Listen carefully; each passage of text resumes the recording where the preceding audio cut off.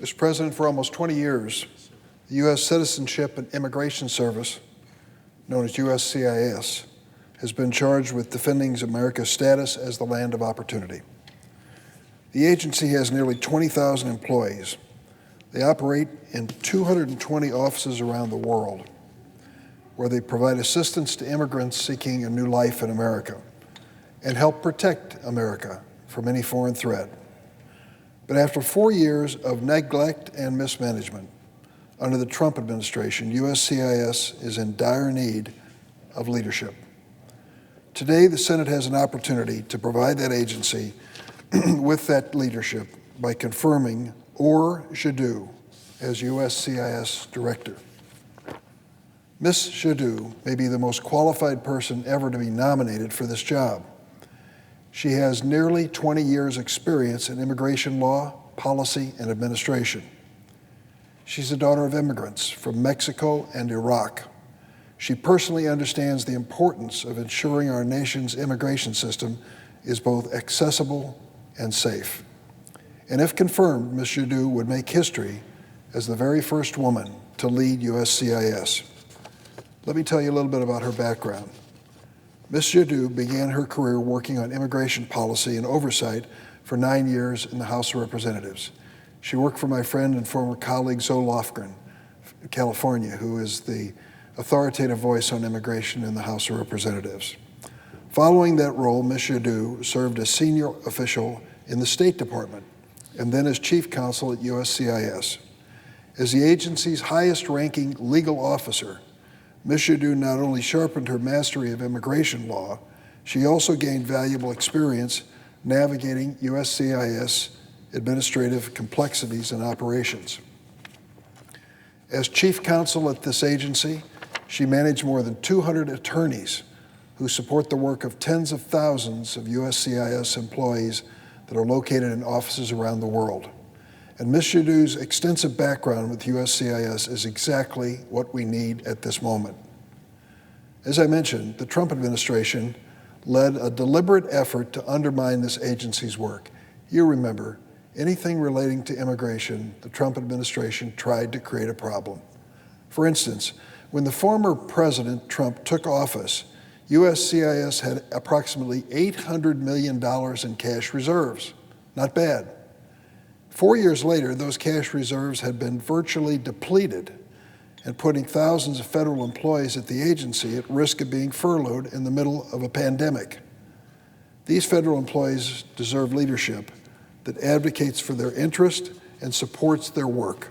Ms. Jaddou is that person.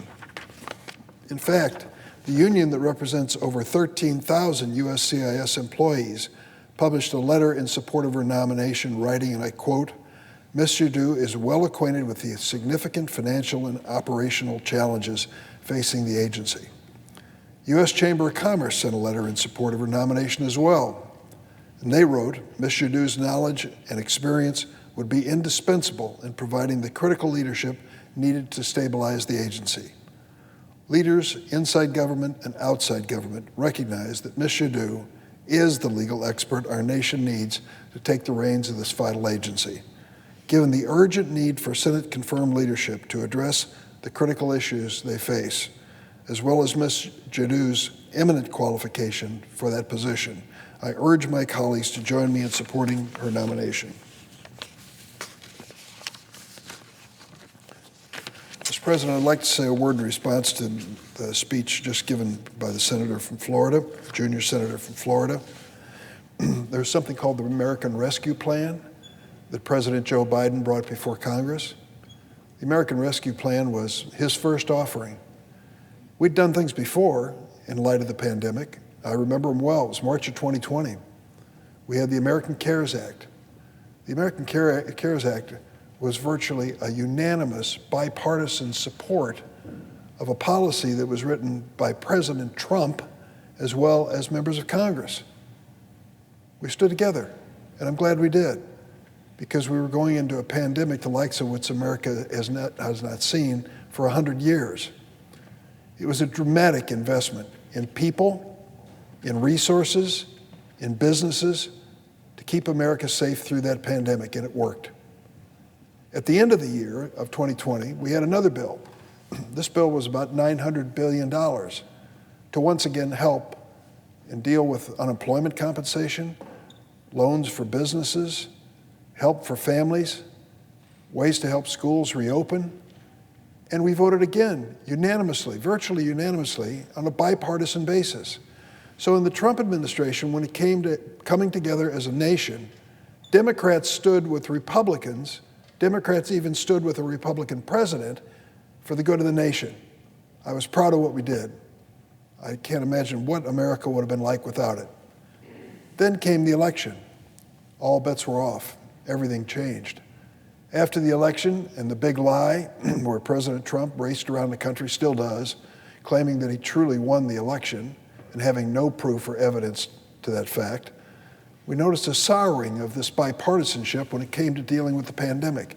And then came the American Rescue Plan by President Biden, the new president, who wanted to address issues that still were troubling America in light of the pandemic. What happened then when we called the American Rescue Plan? Where was the bipartisanship that we'd seen during the Trump years? Completely gone. Not one single Republican senator, including the senator from Florida, was willing to stand up and vote for Joe Biden's American Rescue Plan. Not one member of the Republican Party in the House of Representatives. So what was it that was in the American Rescue Plan that was so objectionable that not a single Republican would vote for it? Well, there were some ideas that turned out to be vital. One of them was to put enough money into the Biden administration so that these life-saving vaccines could be distributed around the United States of America, and people could finally get a shot in the arm and save their lives by it. That was one of the things the Republicans weren't willing to vote for. But it wasn't the only one.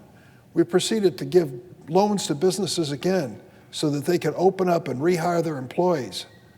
Not a single Republican would vote to support that. And we had $1,400 being sent to each and every family in America, a promise made by President Trump, kept by President Biden, and not a single Republican would vote to support that as well. When you go through the list of things that we did in the American Rescue Plan, they were valuable. One of them was a tax cut for families with children, a tax cut which started just a couple weeks ago. Tax cuts used to be the war cry of the Republican Party. But when it came to tax cuts for children, not a single Republican senator would vote for it. Not one. And now they come and they argue, this Joe Biden's plan just isn't working. Well, I'll tell you what is working. We have about 50 or 60% of Americans vaccinated with at least one shot at this point. I hope we have more so we can put this pandemic behind us. And we've done it because we had a plan to distribute this vaccine across America and still do. That was something America needed, and not a single Republican senator would vote for it, not one. I can't understand their thinking on this. They have lots of criticism about President Biden, but when it came to the parts of his program that really made a difference when America needed it, not a single one of them would join us. Wouldn't it be good to get back to bipartisanship, such as the bill that we're going to be debating on the floor? The bipartisan infrastructure bill, which the senator from Florida does not support, he said. This notion of bipartisanship appears to be very troubling and difficult for many of my Republican colleagues. But we have a chance here because 16 Republicans the night before last cast a vote in favor of moving forward to really have an opportunity to do something significant for this country and its economy. An investment in infrastructure is an investment in the future of this country. And I hope that the Republicans will join us to see this completed in the next few days so we can move on to other considerations of elements that might be good in this recovery. But we need their help. And to have Republican senators come to the floor, refuse to vote for the American Rescue Plan, and criticize even this bipartisan effort is a suggestion that they didn't get the message. America is looking for us to cooperate, come together, to solve problems, not just to create political headlines. We'll have a chance, and I hope we do soon, to vote for this bill. I think it's an important bill. It's going to revitalize this country and keep this economy on the move. I yield the floor.